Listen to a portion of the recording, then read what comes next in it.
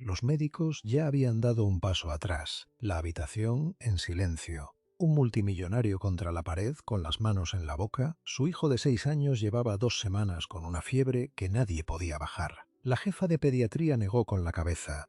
Los monitores planos. Entonces un niño sin hogar, de 11 años, zapatos gastados, mochila rota, se coló por la puerta. Nadie lo notó. Cruzó hasta el lavabo, alzó al pequeño y lo puso bajo el agua fría. Lo que pasó en los siguientes segundos dejó a todos helados. El niño del grifo se llamaba Rafa. El hijo del multimillonario, Darío Castaño, llevaba 15 días con una fiebre que ningún tratamiento lograba bajar. Los mejores pediatras del Hospital La Paz estaban sin respuestas. Rafa no tenía título, ni casa, ni permiso para estar ahí, pero cargaba con un saber que la calle le había enseñado y que aquella noche cambiaría 2 vidas para siempre. Para entender lo que pasó, hay que retroceder 2 años, hasta una caja de libros donados y un paramédico jubilado que enseñaba a respirar. 2 años antes de aquella noche en el hospital, una voluntaria llamada Carmen dejó una caja con libros viejos en la acera de una clínica. No los revisó. Simplemente no soportaba tirarlos. A las 6:30 de la mañana, un niño de 9 años encontró esa caja. Rafa había pasado la noche bajo un puente, cerca del Manzanares. Tomó un solo libro, un manual desgastado de primeros auxilios que alguien había donado sin imaginar a dónde iría a parar. Rafa no tenía hogar desde los 8. Su madre había desaparecido una tarde de diciembre y los servicios sociales lo perdieron en el sistema. Aprendió a sobrevivir con lo mínimo, un cambio de calcetines, una foto arrugada y ese libro que leía y releía en los bancos del parque bajo farolas, en el rincón de un albergue que abría solo cuando la temperatura bajaba de 2 grados. En una página doblada encontró un capítulo sobre emergencias infantiles. Explicaba cómo el agua fría podía activar un reflejo vagal, bajar la temperatura corporal extrema, despejar una vía aérea cuando nada más funcionaba. Lo leyó tantas veces que la página se rompió por la mitad y la pegó con cinta adhesiva que pidió en una papelería. Luego conoció a Tomás, un paramédico jubilado de 67 años que cada segundo domingo de mes enseñaba reanimación básica en el comedor social de la calle Tribulete. Rafa fue a 3 sesiones. Tomás no preguntaba si tenías casa o si habías comido ese día. Enseñaba con un muñeco de plástico y repetía una y otra vez: la temperatura es el enemigo silencioso en los niños. Un golpe de frío en el momento justo puede reiniciar el sistema. Rafa nunca olvidó esa frase. Tomás nunca supo que aquel chico flaco, de ojos atentos, se la llevaría grabada para siempre. Mientras Rafa acumulaba ese saber callado en las calles de Madrid, al otro lado de la ciudad, en una mansión del barrio de El Viso, la vida de la familia Castaño transcurría sin sobresaltos. Emilio Castaño, fundador de uno de los fondos de inversión tecnológica más poderosos del país, estaba acostumbrado a resolverlo todo con una llamada.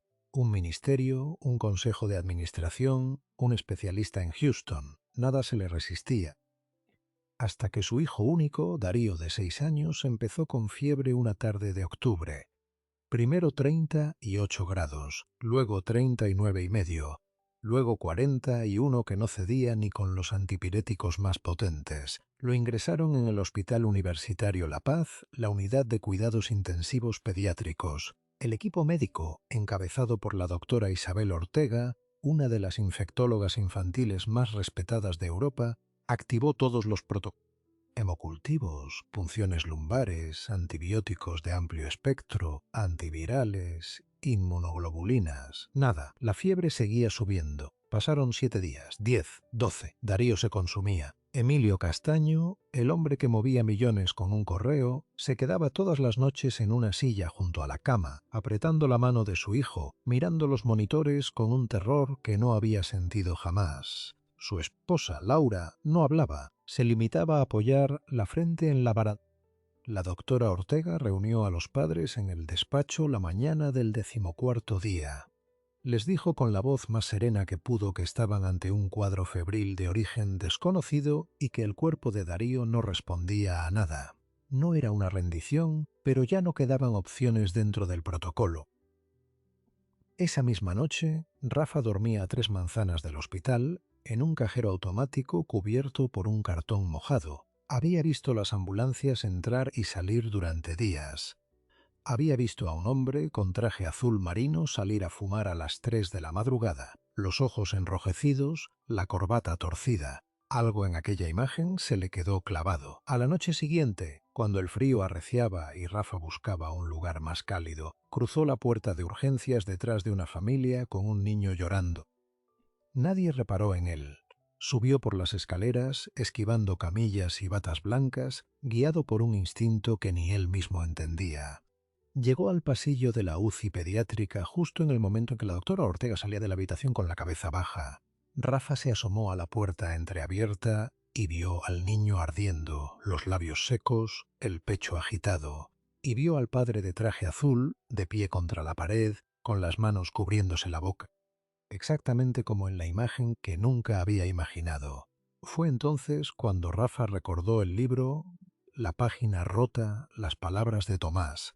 Rafa dio un paso adelante, luego otro. Nadie lo vio cruzar la habitación.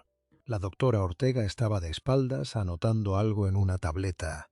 Emilio Castaño seguía con las manos sobre la boca, los ojos fijos en el pecho de su hijo que subía y bajaba con un ritmo cada vez más débil. La enfermera de guardia había salido un momento.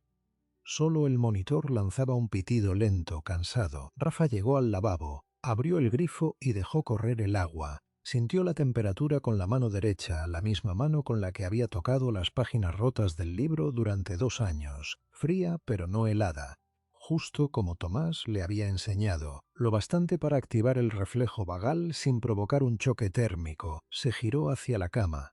Darío ardía. Rafa lo levantó con cuidado, pasando un brazo por debajo de su cuello y otro por sus rodillas. El niño pesaba muy poco, demasiado poco para 6 años. Su piel quemaba como una estufa al rojo vivo. Y, con movimientos que no había ensayado nunca pero que salieron igual que si los hubiese practicado 100 veces, colocó al pequeño bajo el chorro de agua fría, sosteniéndole la cabeza, dejando que el agua resbalara por la nuca, por los hombros, por la espalda. Fue entonces cuando Emilio Castaño alzó la vista. Tardó un segundo en procesar lo que veía.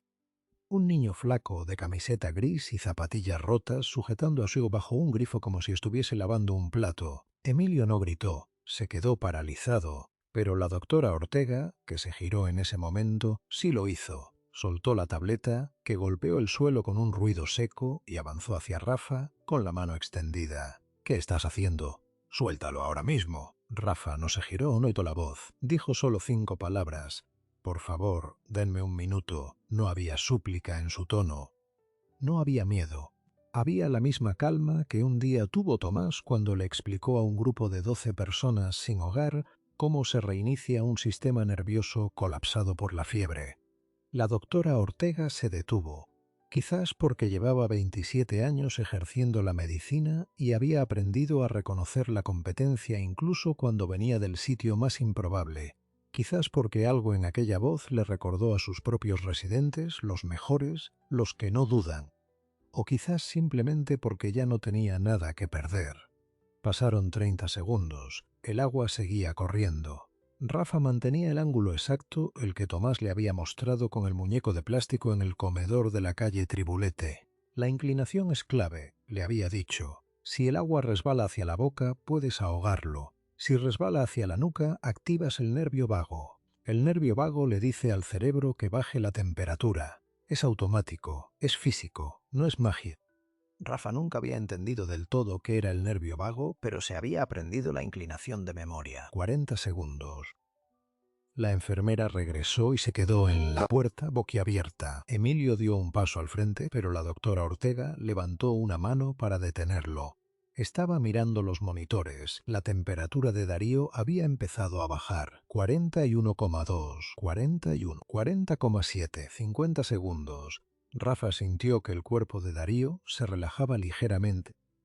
La rigidez de la fiebre, esa tensión que convierte a un niño en una tabla, empezó a ceder. El agua arrastraba el calor como una corriente que se lleva hojas secas. Rafa no apartaba la vista del rostro del pequeño. Y entonces, a los 60 segundos exactos, Darío abrió los ojos. Fue una mirada limpia, directa, como si despertara de una siesta de verano. Miró a Rafa, Rafa lo miró a él. Y entonces Darío sonrió. Una sonrisa pequeña, apenas un pliegue en los labios agrietados, pero una sonrisa, la primera en 15 días. La habitación estalló.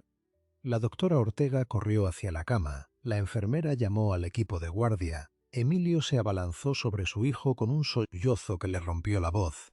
Rafa se apartó. Depositó a Darío en la camilla con el mismo cuidado con que Tomás devolvía el muñeco a la mesa tras cada sesión. Recogió su mochila del suelo. Junto a nadie lo miraba. Todos estaban sobre el niño, tomando constantes, comprobando pupilas, llorando, riendo. Rafa se giró y salió al pasillo. Llegó hasta el ascensor. Pulsó el botón. Las puertas se abrieron. Dentro había un espejado, la camiseta empapada, el pelo pegado a la frente, los ojos grandes y oscuros. No sintió orgullo, no sintió nada especial. Solo un cansancio enorme maratón sin saberlo. Las puertas se cerraron y el ascensor empezó a bajar. Pero en el pasillo de la UCI pediátrica algo había cambiado. Emilio Castaño salió al pasillo buscando con la mirada. No había nadie. La enfermera le dijo que el chico se había ido. Emilio corrió hacia las escaleras. Bajó 4 pisos, tropezando con los escalones, las suelas de los zapatos de 1000 euros deslizándose sobre el linóleo hospitalario. Llegó al vestíbulo de urgencias, giró la cabeza a un lado y a otro. Vio la puerta automática abrirse y al fondo, bajo la luz anaranjada de las farolas, una figura pequeña que caminaba despacio. La mochila colgando de un hombro, la camiseta gris, las zapatillas rotas. Emilio gritó: «¡Espera!».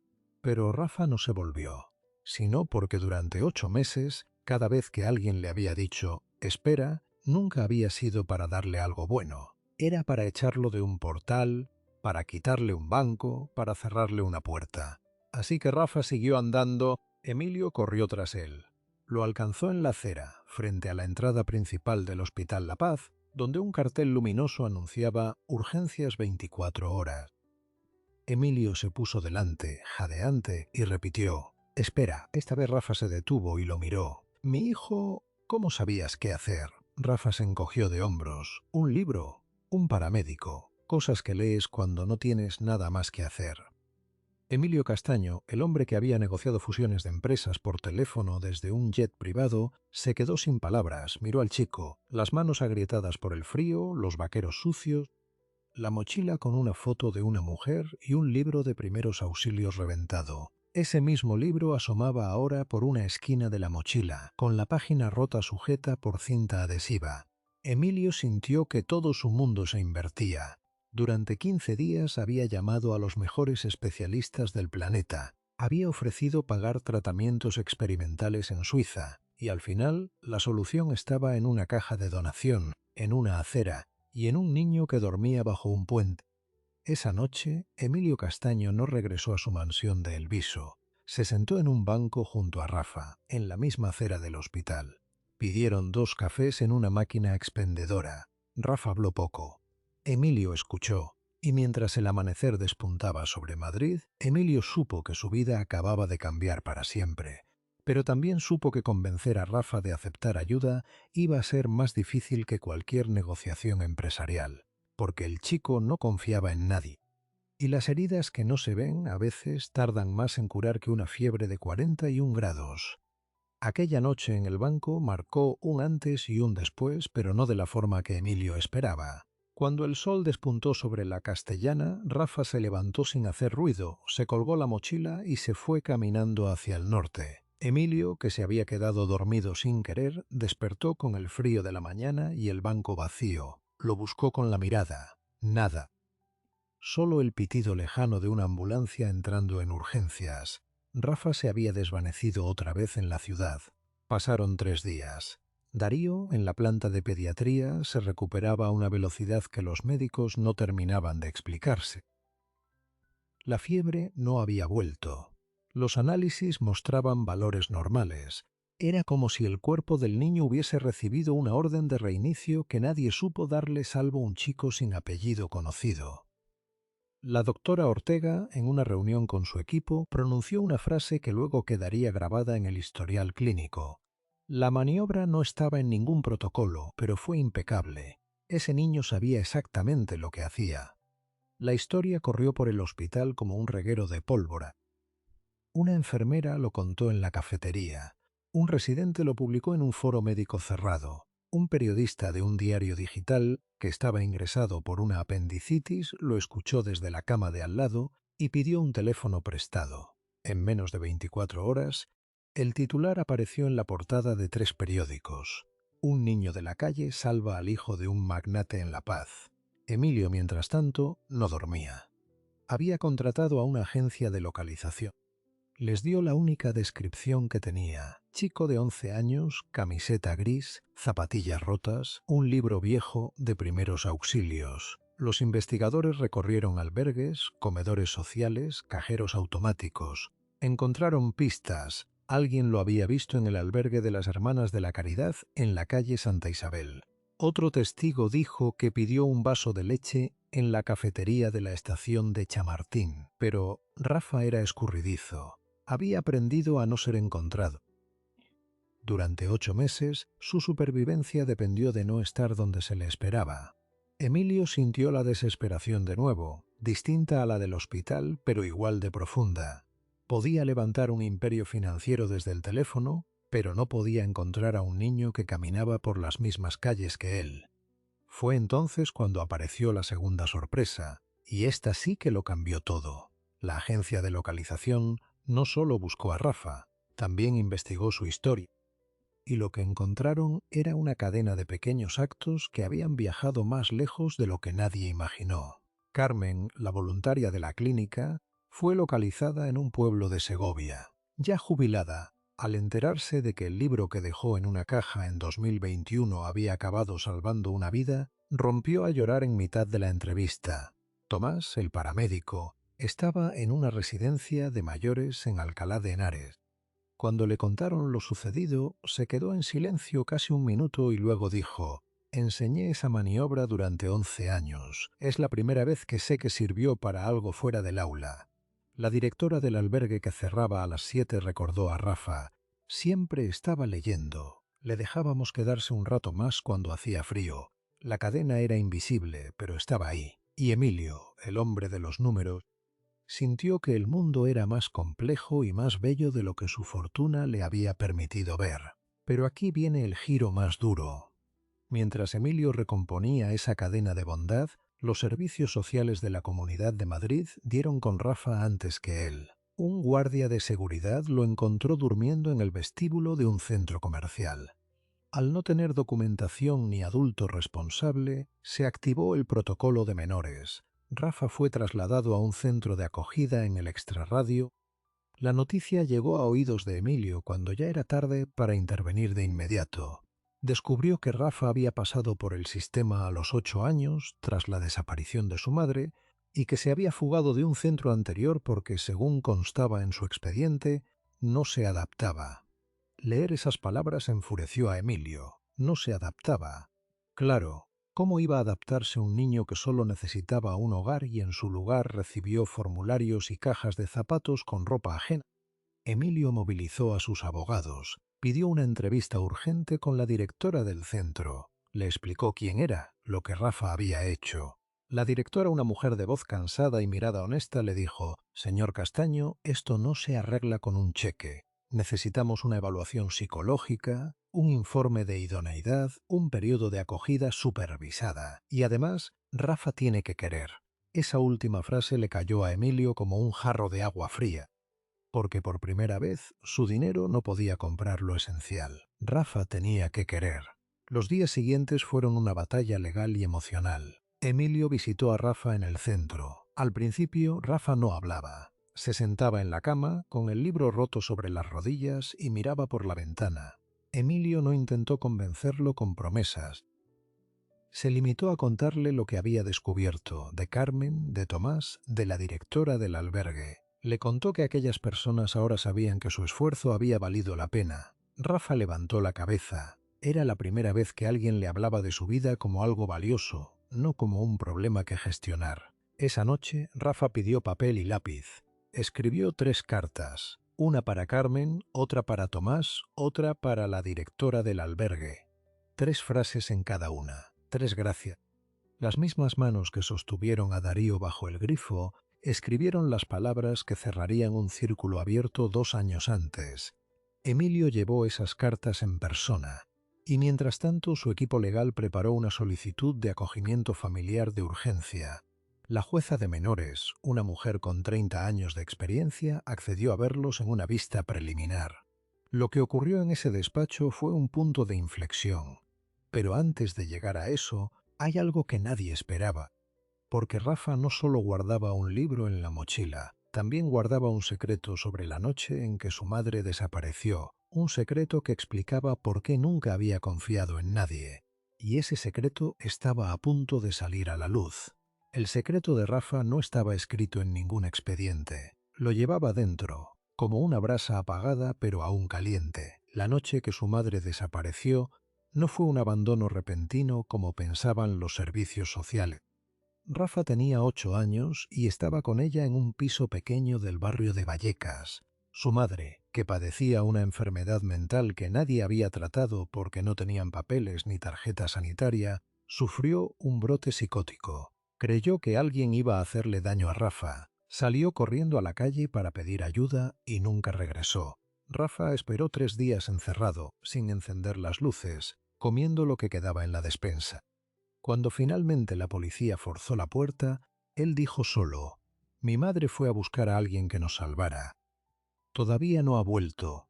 Esa espera de 3 días le enseñó que incluso las personas que más te quieren pueden desaparecer sin avisar, y que confiar en alguien dolía demasiado. La jueza de menores, la magistrada Elena Fuentes, llevaba 30 años viendo dramas familiares, pero aquella mañana, cuando Emilio le entregó un informe de 30 páginas con testimonios de Carmen, Tomás y la directora del albergue, además de las 3 cartas escritas con letra temblorosa por Rafa, la jueza se quitó las gafas y las dejó sobre la mesa.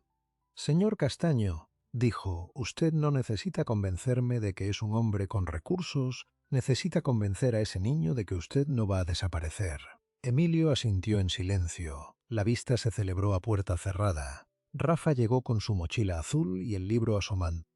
La fiscal de menores preguntó a Rafa si quería irse a vivir con la familia Castaño. Rafa miró a Emilio y luego a Laura, la esposa de Emilio, que aquel día cogió su mano y no la soltó. Rafa dijo: «Ellos tienen una casa grande, pero yo no necesito una casa grande.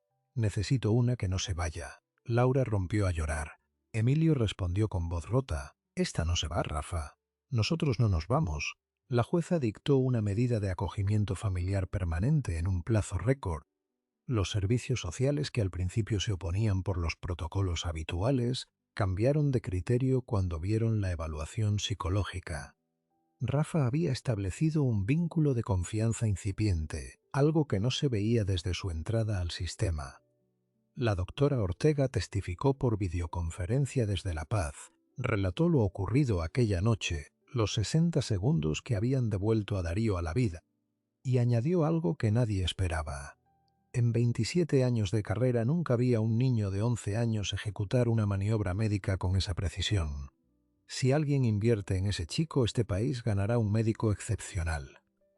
El día que Rafa entró en casa de los Castaño, en el viso caminó descalzo por el pasillo para no ensuciar el suelo. Emilio se agachó y le dijo: «Este también es tu suelo, puedes ensuciarlo».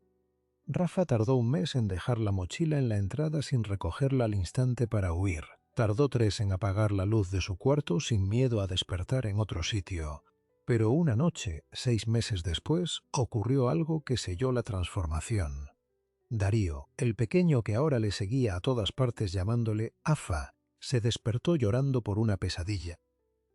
Rafa fue a su cuna, lo cogió con la misma delicadeza con que lo había sostenido bajo el grifo y le cantó una nana que su madre le cantaba a él antes de desaparecer. Darío se durmió al instante. Emilio y Laura, desde la puerta entreabierta, se miraron sin palabras. Ese fue el momento exacto en que supieron que Rafa ya no estaba de paso. Estaba en casa. Las cartas llegaron a sus destinatarios. Carmen, la voluntaria, enmarcó la suya junto a una foto del día que conoció a Rafa Tomás, el paramédico, pidió que la leyeran en voz alta en la residencia y al terminar varios residentes aplaudieron. La directora del albergue colgó la carta en el tablón de anuncios junto al aviso de que la puerta seguía abierta hasta las 7:30 cuando hacía frío. Emilio, por su parte, creó una fundación para financiar la formación de jóvenes sin hogar con talento para la ciencia. La llamó Fundación Rafa. 4 años más tarde, Rafa se convirtió en el alumno más joven admitido en un programa de biomedicina en la Universidad Autónoma. El día de su primera clase, abrió la mochila y sacó el libro de primeros auxilios, ya sin cinta adhesiva porque lo habían restaurado en la encuadernación. En la primera página había escrito una frase con bolígrafo azul. Para Carmen, Tomás y la puerta que no se cerró. Gracias por no rendiros. Lo puso en el atril y empezó a estudiar. Pero ahora ya no leía para sobrevivir, leía para devolver al mundo lo que el mundo le había dado cuando menos lo esperaba. Y eso, precisamente eso, nos lleva a la última pregunta de esta historia, la más importante de todas. La pregunta es esta: ¿cuántas vidas caben en una sola? ¿Cuánto pesan los gestos pequeños cuando nadie los está mirando? Rafa salvó a Darío, sí, pero Carmen salvó a Rafa sin saberlo, al no tirar aquella caja de libros. Tomás le enseñó una maniobra que un día se convertiría en un milagro. La directora del albergue, al dejar la puerta abierta un rato más, le regaló tiempo para leer. Y así cada acto de bondad viajó más lejos de lo que nadie pudo imaginar. Ninguno de ellos estaba en aquella habitación del hospital, y sin embargo todos estaban allí. Esta historia demuestra que nunca sabemos qué semilla estamos plantando cuando ayudamos a alguien, cuando enseñamos algo, cuando no cerramos una puerta. Porque el conocimiento que salva una vida puede vivir en un libro abandonado en una caja, en una acera, encontrado por un niño que dormía bajo un puente. Nunca descartes a nadie por el lugar donde duerme esta noche. Nunca confundas el silencio con la ignorancia, ni unas zapatillas rotas con un futuro pequeño, porque a veces quien menos tiene es quien más puede dar, y porque la bondad no entiende de direcciones ni de uniformes. Si esta historia te ha llegado al corazón, dale like a este vídeo, deja un comentario y compártelo con alguien que necesite recuperar la fe en las personas. Suscríbete a Relatos de Bondad para más historias de valentía, resiliencia y esas decisiones humanas silenciosas que lo cambian todo, porque la bondad no siempre llega con bata blanca. A veces llega con una camiseta gris rota y un libro de primeros auxilios con el lomo partido, y se queda cuando todos los demás se han rendido. Bienvenidos a Relatos de Bondad. Nos alegra muchísimo que estés aquí.